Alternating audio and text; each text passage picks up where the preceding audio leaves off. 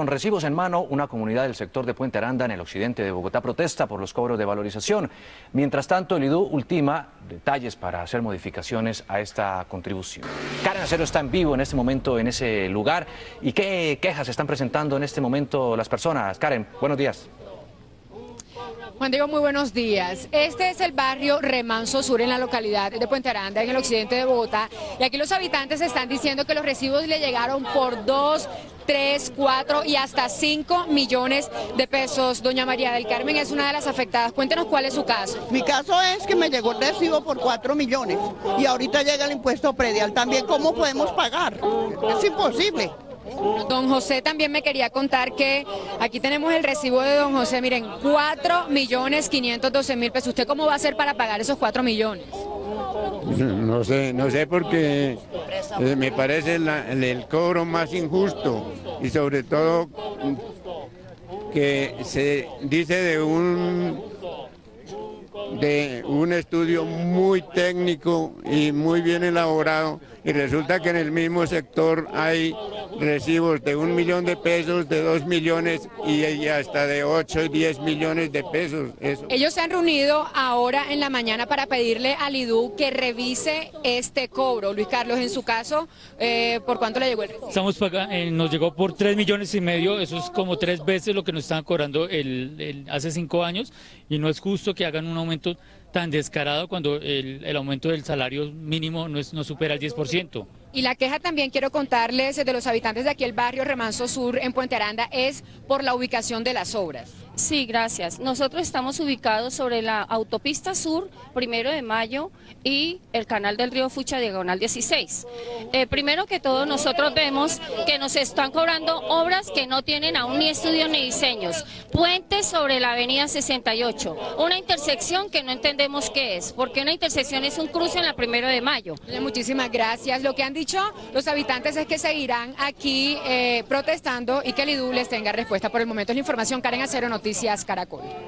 6 de la mañana, 46 minutos, Karen, gracias. Bueno, y para responder a estas inquietudes y a muchas preguntas nos acompaña en este momento aquí en el estudio de Noticias Caracol en vivo la directora del IDU, la doctora María Fernanda Rojas. Bienvenida a Noticias Caracol. Muchas gracias, muy buenos días. Bueno, directora, inicialmente le quiero decir, bueno, hay como una luz al final del túnel, como podríamos decir, por esta revisión que van a comenzar a hacer, o que ya comenzaron a hacer al proyecto de acuerdo que le van a presentar al Consejo.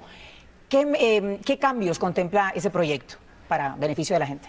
Bueno, pues a propósito de la nota que salió sobre los habitantes de Puente Aranda, en la propuesta que vamos a presentar al Consejo hay un aspecto que tiene que ver con ese sector, con esa localidad, que es hacer obras por valorización en la malla vial local financiadas por el sector industrial, digamos, pagadas a valorización por la zona industrial. Entonces, bueno, esa es una de las iniciativas que nos ha pedido el alcalde de cara a resolver parte de estas dificultades que se han presentado.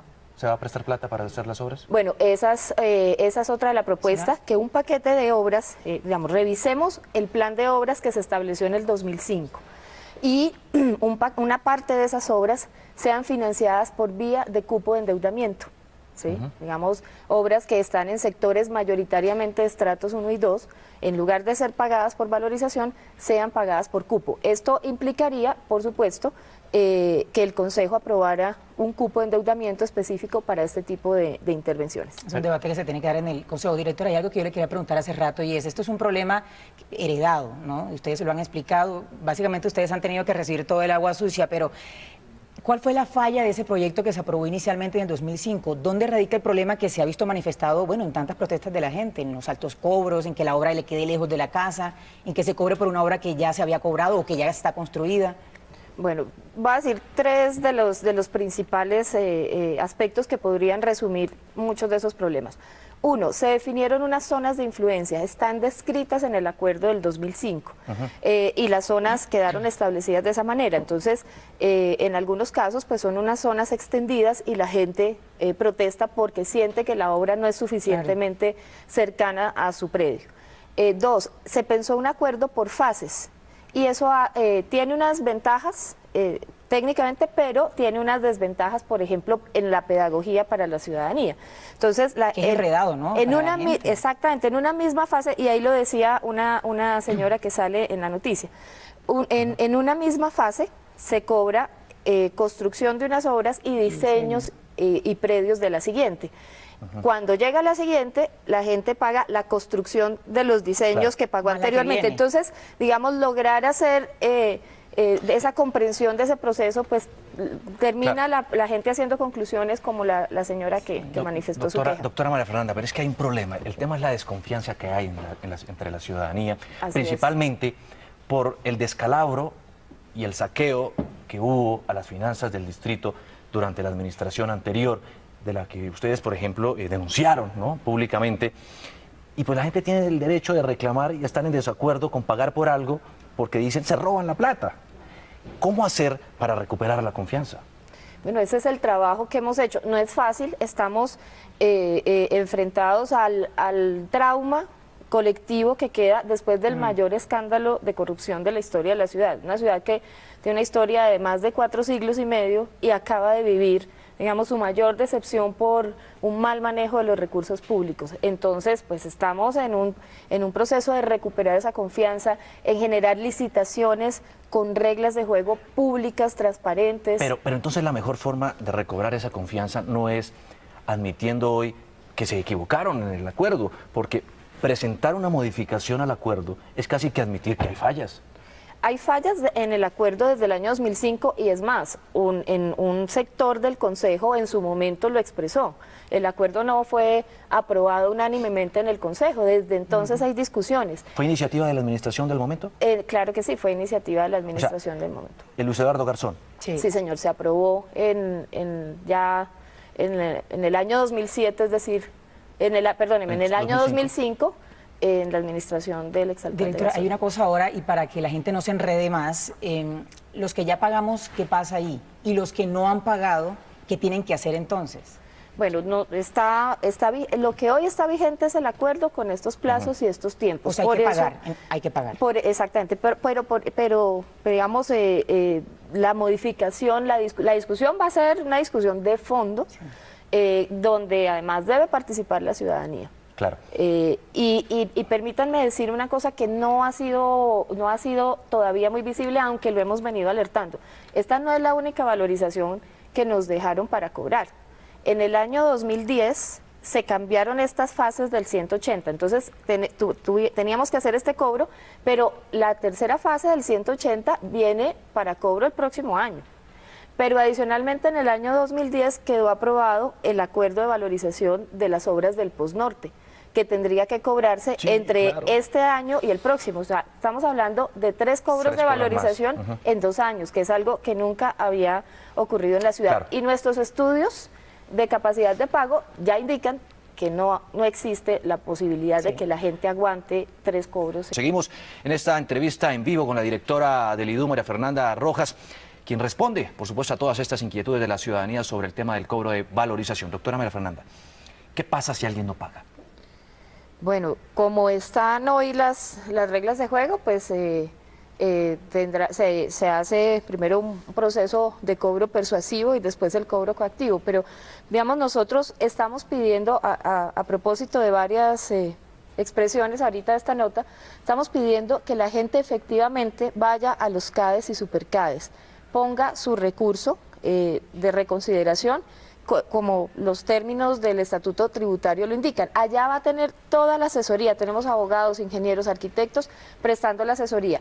¿Qué está pasando en algunos casos? Tenemos 60 casos en que la gente presenta un derecho de petición. El derecho de petición no le cubre los términos del estatuto tributario ni las mismas condiciones. Por eso es importante ir al CADE. Porque si se queda en una protesta en la calle y la gente no lleva su caso, pues nos va a generar luego pues dificultades para el procedimiento de reclamación. Directora, ¿a qué otro lado la gente puede ir? Porque la gente lo que nos dice mucho en la calle es, no, eso no es cierto, uno va al CADE, Supercade, hay 2, 3 abogados, no hay suficiente personal para atendernos. Incluso ayer veíamos que hay mucha gente de la tercera edad haciendo filas desde la madrugada y que estaban entregando 120 turnos. ¿Cómo mejorar como la atención a la gente ante estas largas filas que se están haciendo allí? Tenemos un operativo importante, son 26 puntos de atención en toda la ciudad. Por ejemplo, ayer y hoy hasta esta hora, nuestros puntos de la calle 20 y de la calle 22 del IDU estaban prácticamente desocupados. En los CADES tenemos la atención, en los superCADES. ¿Qué es lo que ha pasado en algunas ocasiones? Pues algunos líderes políticos citan 300 personas en un mismo lugar, casi siempre la calle 22, se citan los medios y pues eso nos genera una congestión en ese día y pues hemos tomado las medidas para poder atender la gente rápidamente, porque igual nuestra obligación es atender a la mayor brevedad. Si se interpone el recurso de reconsideración, ¿la persona debe o no debe pagar?